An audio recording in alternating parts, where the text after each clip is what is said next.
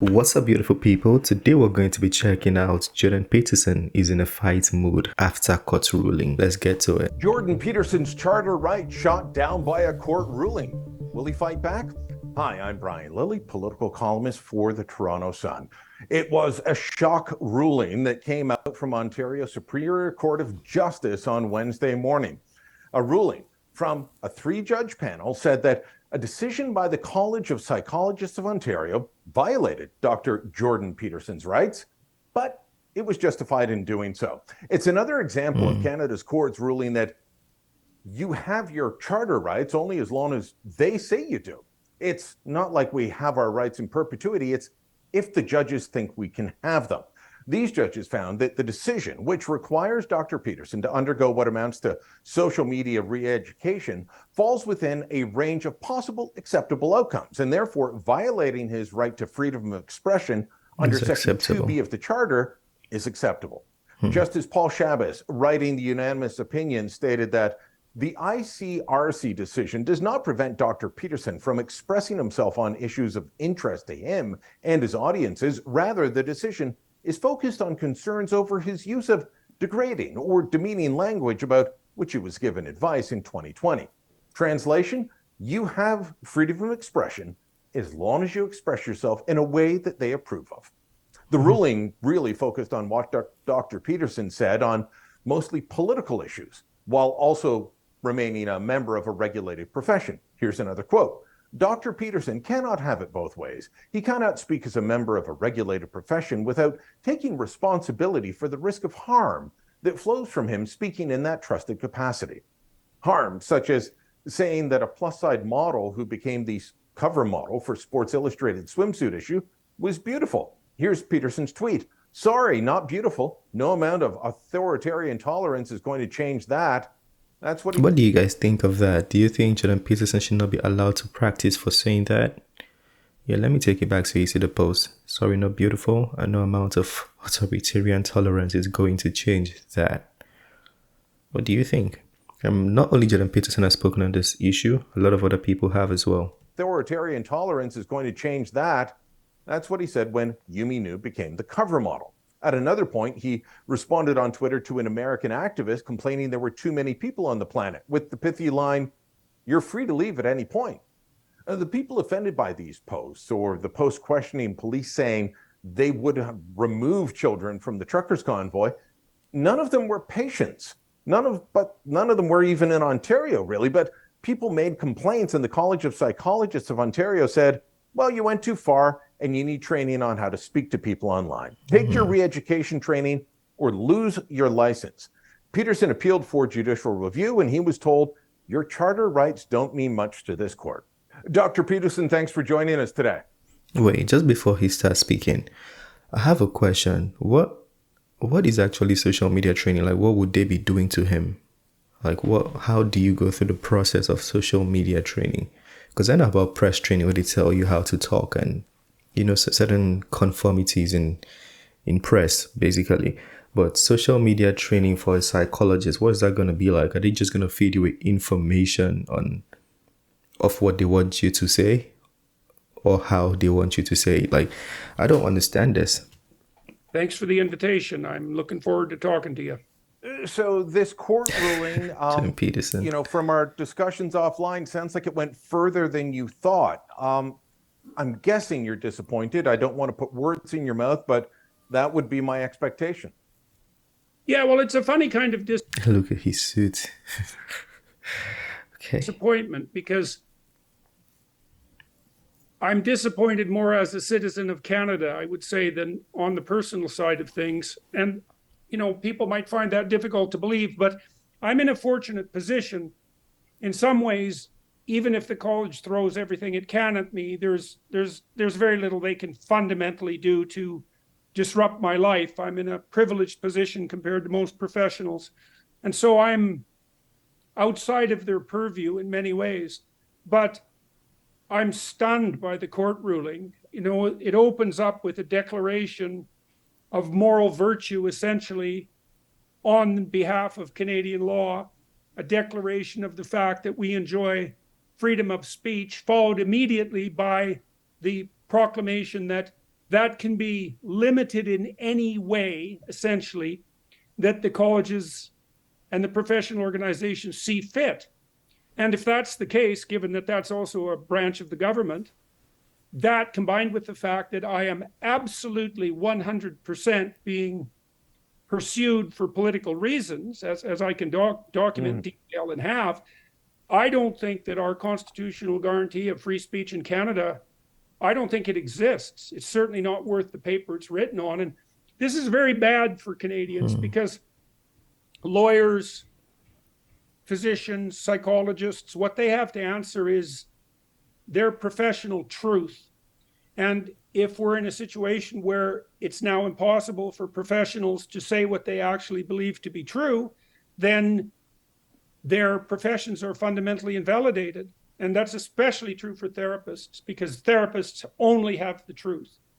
Now, I've been covering court rulings for decades now, Supreme Court for 20 odd years. What I find interesting about this one is they admitted that your Section 2 charter right to freedom of expression was, violated by this decision, but then said, but maybe it wasn't, but then went through all the steps that they need to go through as a court to show that it was violated, but that violation was justified. It's one of the most bizarre court rulings that I've ever read. They're normally quite blunt and they say, yes, this violates the charter under section what have you, but under section 1, this is why we feel it's okay. They discounted the idea that your rights were violated, but then went through the entire process. I mean, at some point they were mocking you. Well, they also discounted, they also said that this wasn't a disciplinary action, which is it's so comical. It's like, well, it's not a disciplinary action, but they said he cannot practice if he doesn't do it. Wouldn't it be? It's involuntary. It's punitive. It's by the disciplinary committee. But it's not a disciplinary action. And the other thing it's so surreal, it borders on comical. Every single complaint levied against me is political. Mm-hmm. None of them were levied by clients or anyone who even knew a client, most of them from people outside the country. 2 of them because of criticisms I made of Trudeau, who is now recognized by a majority of Canadians as the worst prime minister we've ever had.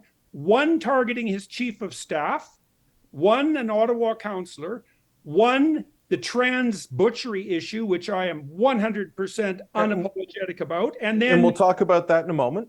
Well, and then my comments about fear-mongering, climate change, apocalypse. And they cited, but the court decision cited your critique of Sports Illustrated's choice of swimsuit cover model more than once. Yeah. You're not allowed to dispute what you find beautiful?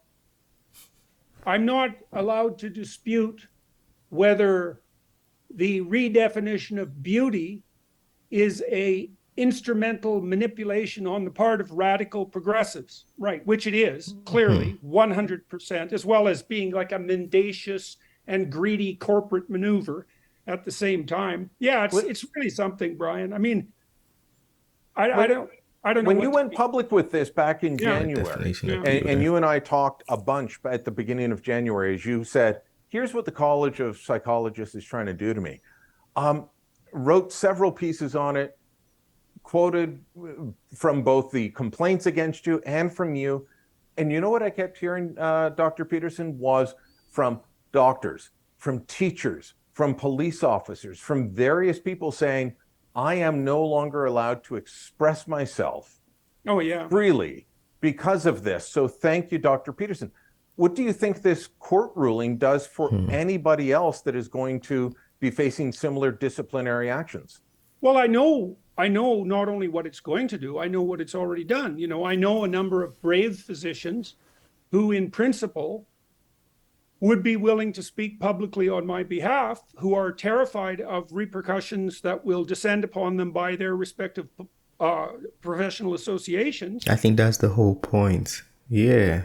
They want to impose fear. So when people see this thing happen to Jordan Peterson, They're like, oh, if that can happen to Jordan Peterson, then what about me? And this is a real thing. Somebody said something about pride in, I think, the UK. They fired him from his job as a CEO, and he kept applying for new jobs and couldn't get it. So imagine somebody who was a CEO getting fired. Then you as the staff, or you as the floor member, the floor staff, how are you going to feel? Can you even express yourself? So yeah, it's a real fear. And none of them, virtually, none of them have been able to withstand the total threat that the college can bring to bear on the likelihood of them continuing their professional enterprise. And so, like, I'm in a very unique position, right? Because I have support all around the world. I have the financial resources to fight this, and it's unbelievably expensive. Like, it's insanely expensive. I'm not practicing. If I do lose my license, I have other jurisdictions that have already assured me that they will reinstantiate my license in their district immediately. So there's really nothing they can do.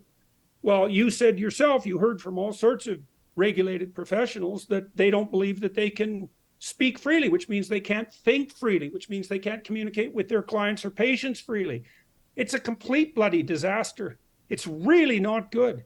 And, you know, ordinary Canadians might think, well, that doesn't mean that the ordinary person's free speech is trammeled. It's like, look, if they can stop professionals from speaking, they're going to stop you.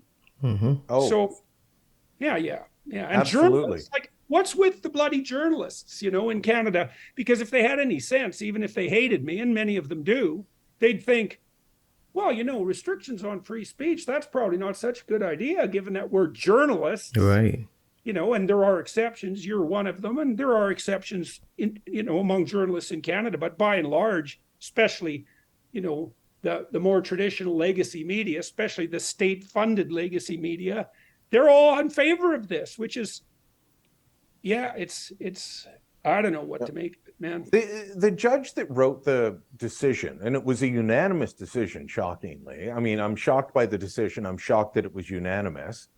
But the judge that wrote it, Paul Chavez, likes to boast in his bios and his interviews before time that in addition to being the long-standing legal counsel for the Toronto Star, there we go. Instrumental in helping overturn Canada's abortion laws. And I'm looking at this and I'm thinking, okay, what if the Law Society of Upper Canada, as it was then called, now the Law Society of Ontario, what if they had, before Morgentaler was a court decision, what if they had said, you know what, if you decide that you're going to speak out against Canada's abortion laws, we will sanction you and you will lose your license. That is effectively what is happening here, because you're speaking out mostly political issues. And there's one, we'll talk about the trans issue in a moment, where people will nitpick and say that's more than just political. But if Paul Chavez had faced the same thing that he is upholding against you now, he could not have gone to the courts and overturned Canada's abortion laws in Morgentaler. He would have lost his law license if he faced the same issue that you are. Yeah, well, you know, and well, the other thing you can derive from that story is you wouldn't possibly expect a judge with that history to be politically biased. So I think the courts are pretty much entirely captured. I worked with some lawyers a few years ago on an issue pertaining to the Ontario Law Society. And we saw then, and I had many lawyers tell me that the courts are so compromised that they no longer go to court presuming that they can tell what the outcome of a case will be based on case law and precedent, because it's become so activist that the judge's opinion goes. And so we've empowered the judiciary in Canada, partly because of legislative cowardice, immensely in the last 30 years. And Canadians have no idea how compromised that system is. Most Canadians would think that our judicial system is not political like the United States, and yet it completely is. People are not appointed as Democrats or Republicans, liberals or conservatives, but there is a philosophy, and it is do nothing that will upset the Laurentian elite bias, and that's where we're at with this. Are you going to appeal this decision? Yes. Oh, yeah, I'll fight it right to the Supreme Court. Jordan Peterson, he didn't even wait. Like, yes, I'll fight it right to the Supreme Court. Let's go. I'm not a Jordan Peterson fan, but I do like him, and I do appreciate his work. But he has some theories that I kind of disagree with. Not disagree, you know, I'm not a professional enough to disagree with him, but I'm not really comfortable with some theories, you know. So I'm just trying to emphasize I'm not his fanboy, but as far as this move, I do like it. Like, I want this to happen. Because if you disagree with something, talk about it. Debate it. Tell me why you disagree. Make your point stronger. Convince me. Win. Like, in the arguments, tell me that your point is stronger because of this. And somebody who has the credibility of Jordan Peterson, if you can smoke him in the argument and tell him why he was wrong, that's going to be big on your end. He's going to attract more people to listen to your point of view, you know. So instead of trying to silence this and silence that and cut people from practicing, make your own points. That's what I like. So yeah, the fact that he's doing this, I do like it. I do appreciate it. Yeah, this is all out battle for me. Okay. I'm going to bring absolutely every single resource I have to bear on fighting this. I will make every single bit of it public. And so I've kept my sword sheathed so far, but I know that this ruling will embolden the college, and that's fine. I've been as civilized as I could possibly be so far in this dispute. And so the gloves are off as far as I'm concerned. So I'll fight it indefinitely. Okay, so we're already set up to do it. You know, we talked earlier about the fact that you didn't think the plus size model for Sports Illustrated was beautiful. You told somebody who was complaining that there's too many people in the world. I thought it was a very pithy response. Leave the planet. Said you're free to leave anytime. You know, comments about Justin Trudeau, about Katie Telford, about Ottawa City Councillor Catherine McKenney. Those are all very political. Some will say yes, but you're speaking out on trans issues that goes too far. That goes against what the college says or allows. Yeah, I've got to say to those people. I've got some things to say about that. All right. The first bloody thing I'll say is that the sterilization of minors is forced sterilization. You cannot obtain valid, informed consent from minors for such surgery. That's forced sterilization. By UN definition, that's a crime against humanity. So, and I know 5 European countries have already backtracked on the gender-affirming surgery front. And the US is going to follow suit relatively quickly because of all the lawsuits. And the UK has walked away from their #1 clinic on this because of problems. Because of problems. That's putting it mildly. That is for sure. It's putting it mildly. In 5 years, there won't be a single person who will admit that they were ever in favor of this absolute butchery.